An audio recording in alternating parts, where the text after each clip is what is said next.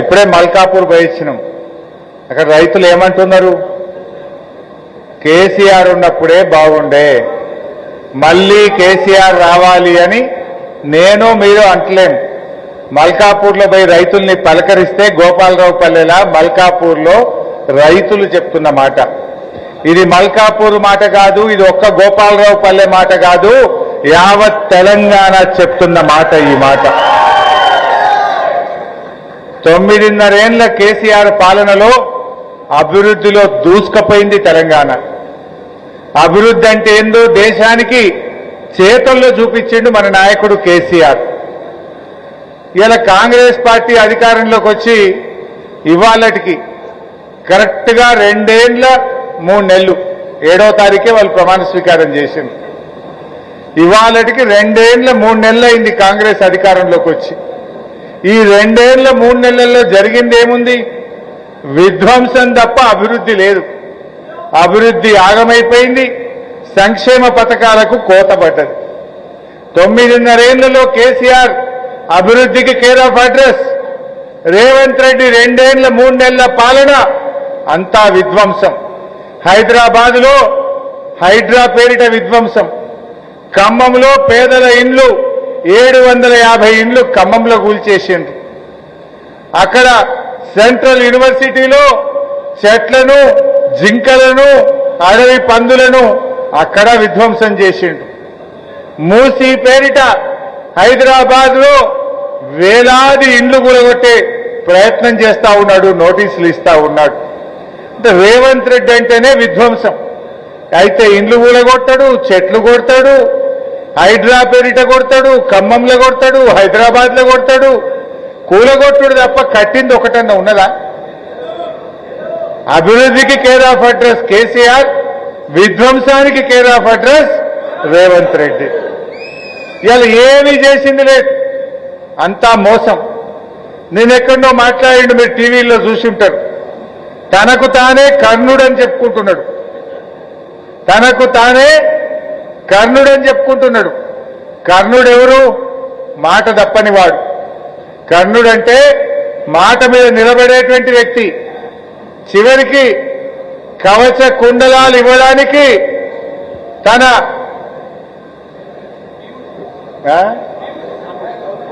తన ఛాతిని చీరి కవచ కుండలాలు అందించినటువంటి వ్యక్తి, మాట మీద నిలబడే వ్యక్తి కర్ణుడు. రేవంత్ రెడ్డి కర్ణుడా? క్రూరుడు. వాళ్ళు ఏడుస్తా ఉంటే ఖమ్మంలో టీవీల్లో చూస్తే పాపం ఎస్ఐ కళ్ళలో నీళ్లు పెట్టుకున్నాడు. అక్కడ పోయి నిలబడ్డ ఎస్ఐ ఆ ఇండ్లు కూలగొడుతా ఉంటే గుండెలవిసిపోయే విధంగా అక్కడ అక్క చెల్లెలు ఏడుస్తుంటే పాపం ఆ బందోబస్తుకు పోయిన ఎస్ఐ కళ్ళల్లో కూడా నీళ్లు ఆగలేదు. రాష్ట్రం మొత్తం 16 కోట్ల మంది, ఈ దేశం మొత్తం ఆ ఖమ్మం వీడియోలు చూసి బాధపడ్డారు. అంటే ఆ ఎస్ఐకి కళ్ళలో నీళ్లు వచ్చినాయి, ఆ వీడియోలు చూసిన మనందరం కూడా బాధపడ్డాం. కానీ వీసమెత్తు బాధపడని క్రూరుడు ఈ రేవంత్ రెడ్డి. నువ్వు కర్ణుడివి కాదు, నువ్వు క్రూరుడివి. కర్ణుడికి నీకు కంపారిజనే లేదు. కర్ణుడు మాట మీద నిలబడ్డాడు.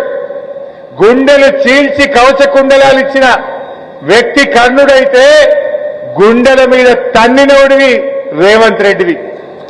ఇవాళ 6 గ్యారంటీలని, 400 హామీలని రైతుల్ని మోసం చేసినావు కదా. ఆనాడు కేసీఆర్ వ్యవసాయాన్ని పండగ చేసిండు. కేసీఆర్ గారు 24 గంటల కరెంట్ ఇచ్చిండు, రైతు బంధు ఇచ్చిండు, చెరువులు బాగు చేసిండు, చెక్ డ్యాములు కట్టిండు, రైతు బీమా పెట్టిండు, పండిన పంటంతా కొన్నడు, వ్యవసాయాన్ని పండగ చేసిండు కేసీఆర్. కానీ రేవంత్ పాలనలో ఇప్పుడు ఆయన చెప్పిండు మల్కాపూర్లా, సార్ ఇది 5వ పంట, రేవంత్ రెడ్డి 3 రైతు బంధులు ఎగ్గొట్టిండు.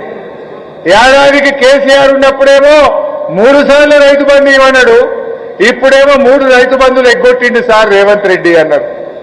రైతు బంధు ఎగ్గొట్టిండు, కనీసం మోటార్లు నడపక, సకాలంలో చెరువులు నింపక, ఒక్క మల్కాపూర్ గోపాలాపురంలో 500 ఎకరాల్లో ఇవాళ పంట ఎండిపోతా ఉన్నది. అంటే నీ మూర్ఖత్వం వల్ల, నీ చేతయంతనం వల్ల ఇవాళ పంటలు ఎండిపోయే పరిస్థితి వచ్చింది. ఇటు పంటలు ఎండుతున్నాయి, యూరియాకు యాపులు పెట్టి రైతులను ఇవాళ తిప్పుతా ఉన్నావు, బిచ్చగాళ్ళని చేసినావు. యాపులు పెట్టి రైతుల ఉసురు పోసుకుంటున్నావు, యూరియా ఇయ్యవు, కరెంటు అంతంత మాత్రమే, రైతు బంధు ఎగవేస్తావు, నీళ్లు ఇచ్చే తెలివే లేకపాయే.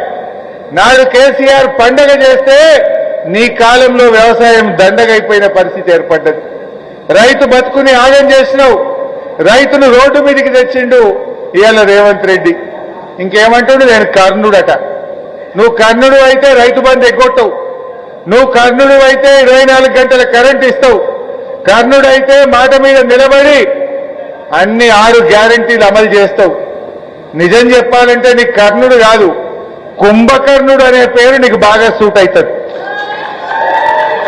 ఎందుకంటే రేవంత్ రెడ్డి ఎన్నికలప్పుడే నిద్రలేస్తాడు, ఎన్నికలప్పుడు నిద్రలేస్తాడు. ఎన్నికలు అయిపోగానే కేసీఆర్ మీదనో బీఆర్ఎస్ నాయకుల మీద నిందలేసుకుంటా కాలక్షేపం చేస్తాడు.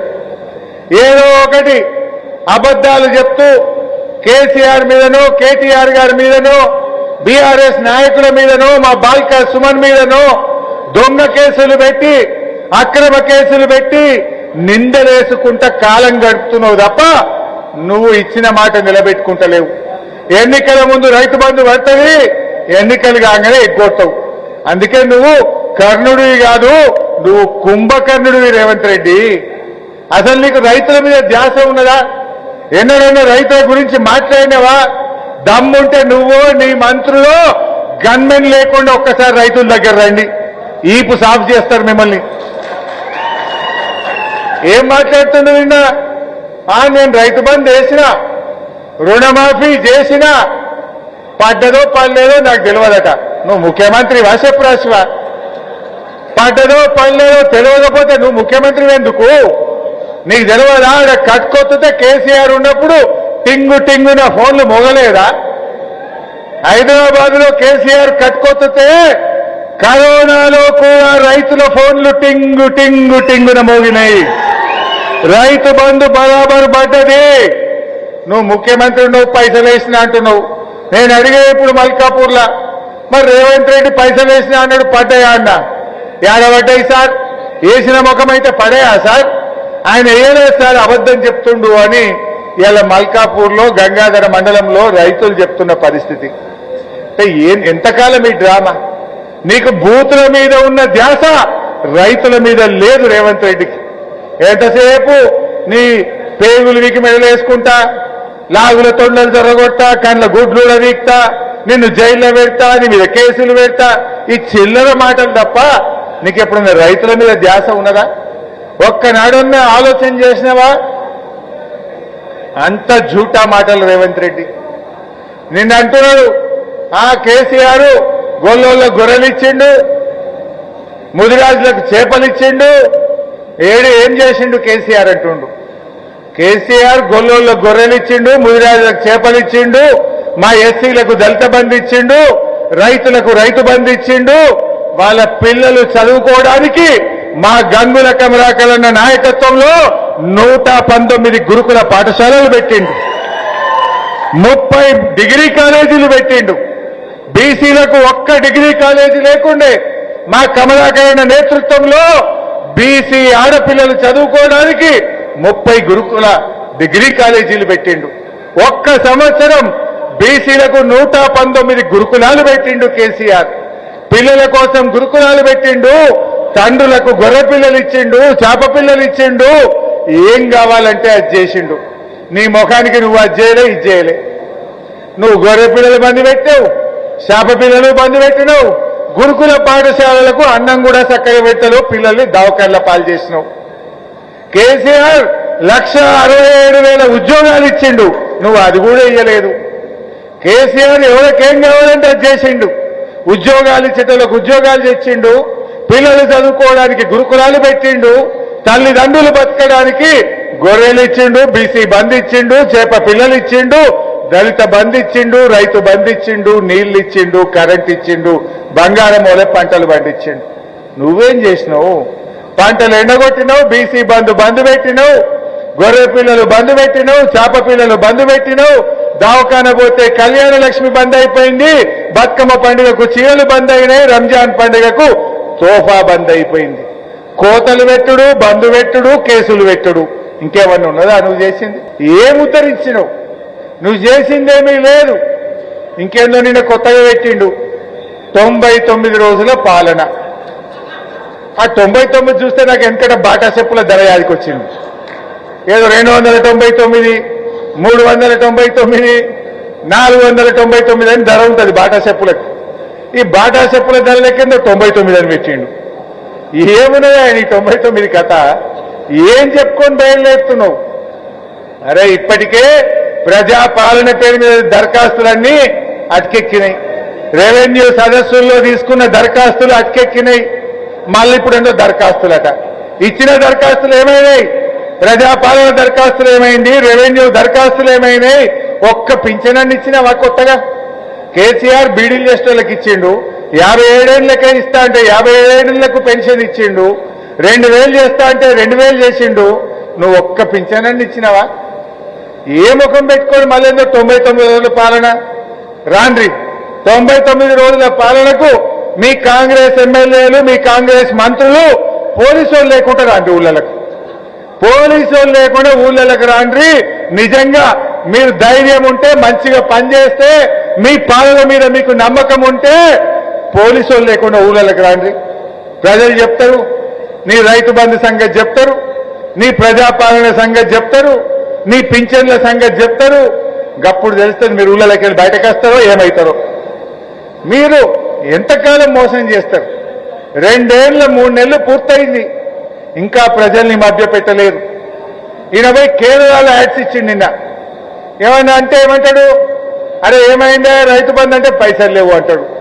అందాల పోటీలు పెట్టడానికి పైసలు ఉంటాయా? నువ్వు ఫుట్బాల్ ఆడడానికి పైసలు ఉంటాయా? నువ్వు కేరళలో 100 కోట్లు పెట్టి పేపర్లలో ఫుల్ పేజ్ జాకెట్ యాడ్లు వేయడానికి నీకు పైసలు ఉంటాయా? 100 కోట్లతో క్యాంప్ ఆఫీస్ కట్టుకుంటుండు రేవంత్ రెడ్డి. ఆల్రెడీ ఉండే 100 కోట్లతో క్యాంప్ ఆఫీస్ కట్టుకోవడానికి నీకు పైసలు ఉంటాయా? మా రైతులకు అడుగుతూనే ఉంటాయా? మూసి బ్యూటిఫికేషన్ పేరిట 1,50,000 కోట్లు ఖర్చు పెట్టాడట. మూసి పేరిట పేదల ఇండ్లు కూలగొట్టాడట.